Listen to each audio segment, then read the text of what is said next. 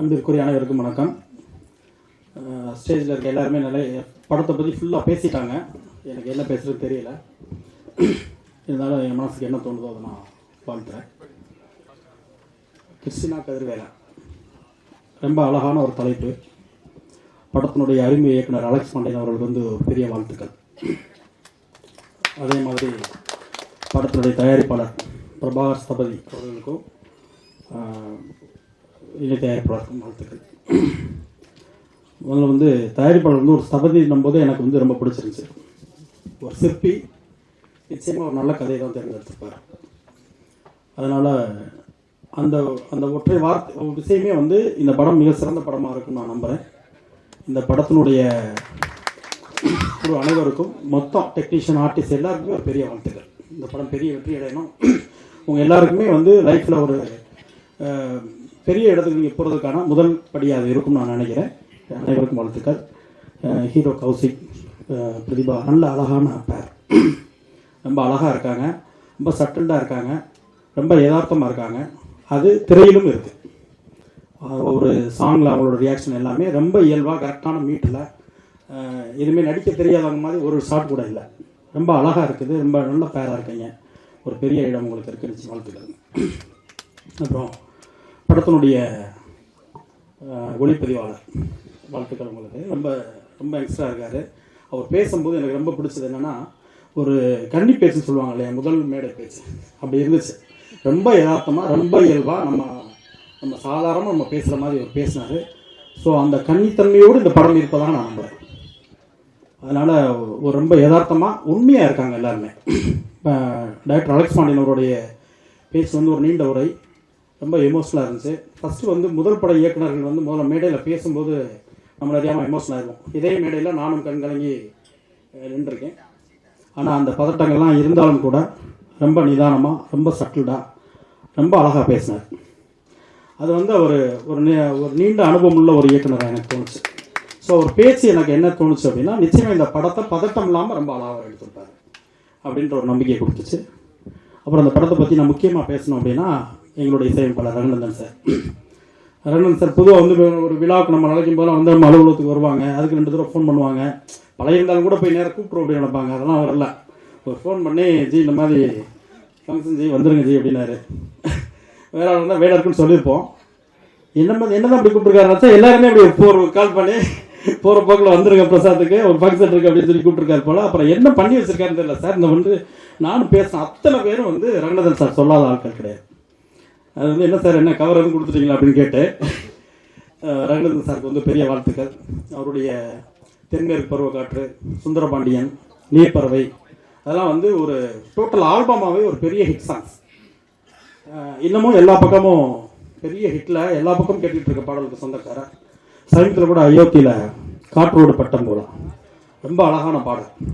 அது கேட்காத திசைகளே கிடையாது. அப்படி ஒரு சாங் அது. இன்னைக்கு காலையில் கூட அந்த சாங் நான் கேட்டுக்கிட்டு இருந்தேன். ரொம்ப ரொம்ப ரொம்ப நாள் கழிச்சு கேட்டுட்டு ரொம்ப நேரம் பேசிகிட்டு இருந்தேன் அந்த பாட்டை. படம் வந்து ரொம்ப நாளுக்கு பிறகு ரகுநந்தன் சார் ஃபோன் பண்ணி, என்ன சார் இப்படி ஒரு சாங் பண்ணிட்டீங்க, அப்பயே பேச முடியாது சார். ஆனால் நான் அதாவது ஒவ்வொரு நாளாக அந்த பாடல் வந்து நமக்குள்ளே வந்து பெருசாக ஏதோ ஒன்று சொல்லிக்கிட்டே இருக்குது, நம்மளை அதுக்குள்ளே இழுத்துக்கிட்டே இருக்குது. அப்படி பாடல்கள்லாம் வந்து ஒரு பெரிய இசைஞானம் உள்ளவங்களுக்கு தான் வரும். ஸோ அப்படி பாடல்கள்லாம் கொடுத்த ரகுநந்தன் சார் இன்னும் அவருக்கு இருக்க திறமைக்கு அவர் போக வேண்டிய உயரங்கள் இன்னும் நிறைய இருக்குது. அதுக்கான இடங்களும் டைம்களும் அவருக்கு இருக்குது. நிச்சயமாக அந்த இடத்த அவர் அடைவார் நான் நம்புகிறேன். ரகுநந்தன் சார் இந்த விழாவின் நாயகன். உங்களுக்கு இந்த படம் ஒரு மிக மிக முக்கியமான படமாக இருக்கும். பாடல்கள் ரொம்ப சூப்பராக இருக்குது சார். அதில் இந்த திருவிழா சாங் வந்து மதுரை குழுங்க எங்களோட சுப்பிரமணியபுரத்தில் வரும். அப்படி இருந்துச்சு. நல்லா பூஸ்பம்பா நல்லா சூப்பராக இருந்துச்சு. ஸோ எல்லா படங்களுமே ரொம்ப அழகாக இருக்குது.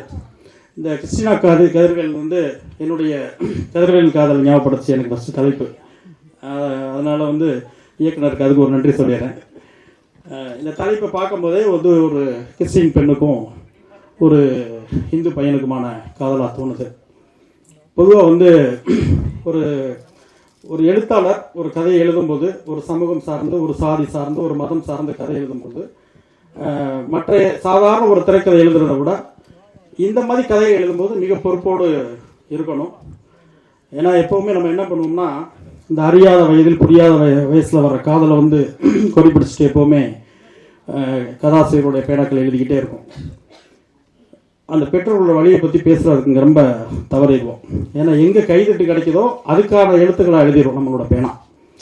ஒரு மதம் சார்ந்து, சாதி சார்ந்து, சமூகம் சார்ந்து ஒரு கதைகளோ அது காதல்களோ எழுதும் பொழுது நம்மளுடைய பேனா நாணயத்தின் இரு பக்கம் மாதிரி ரொம்ப நியாயமாக இருக்கும்னு ஆசைப்பட்றேன். ஸோ அப்படி தான் இந்த படமும் இந்த கதையும் இருக்குன்னு நான் நம்புகிறேன். நிச்சயமாக எல்லாருக்கும் பிடிச்ச நியாயமான கதைகளும் நல்ல ஒரு தீர்ப்பும் அதில் இருந்துச்சு அப்படின்னா அது நிச்சயமான வெற்றி படமாக இருக்கும். இந்த படத்தோட கிளைமேக்ஸ் எல்லாரும் எனக்கு இன்னும் தெரியாது, எல்லாரும் பேசும்போதும் அந்த எமோஷனலாக இருக்காங்க. அதை எழுதுனவங்களும் சரி, அதை எடுத்தவங்களும் சரி, அதை நடித்தவங்களும் சரி, எல்லாரும் பேசும்போதே அந்த கடைசி 20 நிமிடத்தை பேசும்போது அவங்கள அறியாமல் எமோஷனல் ஆகிறாங்க.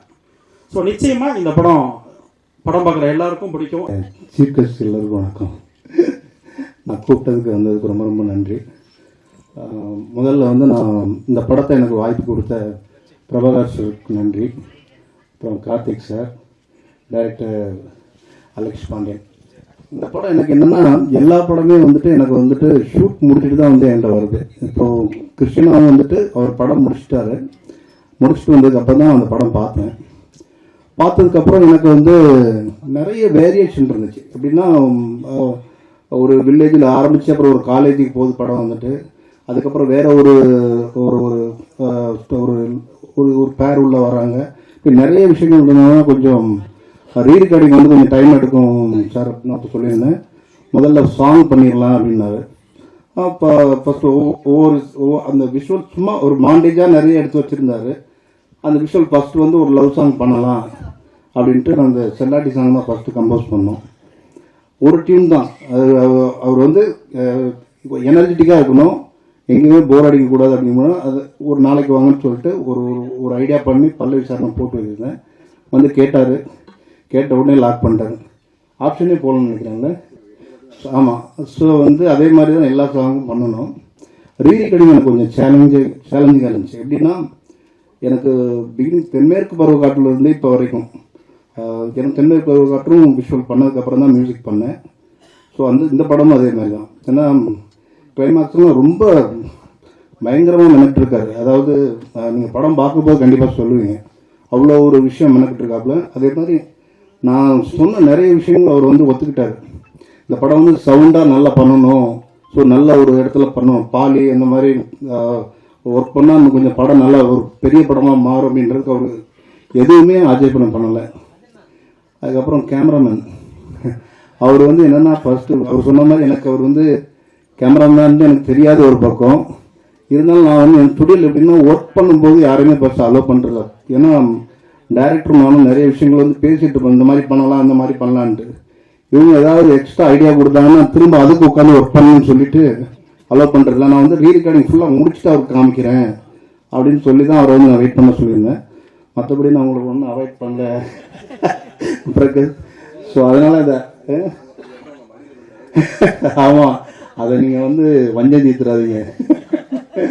ஸோ இந்த படம் உண்மையாகவே ஒரு நல்ல படமாக வந்திருக்கு. ஏன்னா இந்த படம் நிறைய விஷயங்களை பேசுது, ஒரு இளைய தலைமுறைகளுக்கு நல்ல விஷயங்களை கற்றுக் கொடுக்குது. கிளைமேக்ஸ் நீங்கள் படம் பார்த்துட்டு கண்டிப்பாக சொல்லுவீங்க. ஒரு கருணை இருக்குது இந்த படத்தில். நான் எப்படி அயோத்திக்கெலாம் ஏன் நான் திரும்ப திரும்ப சொல்கிறேன்னா, அயோத்தி நான் இதே மடியில் தான் நான் சொன்னேன். இந்த ஒரு குறிஞ்சி பூ பூக்கிற மாதிரி ஒரு படம் அயோத்தி வந்திருக்கு. அதே மாதிரி இந்த படத்துலேயும் ஒரு கருணை இருக்குது. இந்த படத்தை கண்டிப்பாக நீங்களாம் கொண்டு போய் சேர்க்கணும். ஏன்னா மக்கள்கிட்ட நீங்கள் நினச்சாதான் இந்த படம்லாம் போயிட்டு சேரும். சின்ன சின்ன படங்கள்லாம் நீங்கள் நினச்சி நீங்கள் எழுதுனாதான் இந்த படம் மக்கள்கிட்ட போய் கடைசி வரைக்கும் போய் சேரும். ஸோ கண்டிப்பாக அந்த படத்துக்கு சப்போர்ட் பண்ணுங்கள். நன்றி, வணக்கம். அப்புறம் ஹீரோ ஹீரோயின் விட்டுட்டேன். ஸோ ஹீரோ ஹீரோயின் 2 பேரும் அதாவது எப்படின்னா ஒரு கெமிஸ்ட்ரின்னு சொல்கிறாங்கல்ல, இதில் பிசிக்ஸே ஒர்க் அவுட் ஆகிருக்கு. ஸோ 2 பேரும் ரொம்ப பெர்ஃபார்மன்ஸ் எல்லா டெஸ்ட்டுமே நல்லா பண்ணியிருக்காங்க. அவர் சாராக இருக்கட்டும், எல்லாருமே எங்கேயுமே ஆர்டிஃபிஷியல் இல்லை. நான் முதல்ல படம் பார்க்கும்போது ஒரு ரன் த்ரூ பார்க்கும்போது எங்கேயாவது ஆர்டிஃபிஷியல் இருக்கான்னு தான் ஃபஸ்ட்டு பார்ப்பேன். ஸோ அதில் ரொம்ப அழகாக வாங்கியிருக்காரு வேலை. ரொம்ப யதார்த்தமாக ரொம்ப கேஷுவலாக அழகாக பண்ணியிருக்காரு அந்த சில்மிஸ்டம் சிவா. அவரை நான் ஃபஸ்ட் டைம் இப்போ தான் பார்க்குறேன். அவரெல்லாம் ரொம்ப நல்லா பண்ணியிருக்காரு. டிஎஸ்ஆர் நல்லா பண்ணியிருக்காரு. சிங்கம்புலி அவரும் ரொம்ப நல்லா பண்ணி, கஞ்சா கருப்பு எல்லாருமே அவங்கவுங்க பாட்டு ரொம்ப நல்லா பண்ணியிருக்காங்க. ஸோ இந்த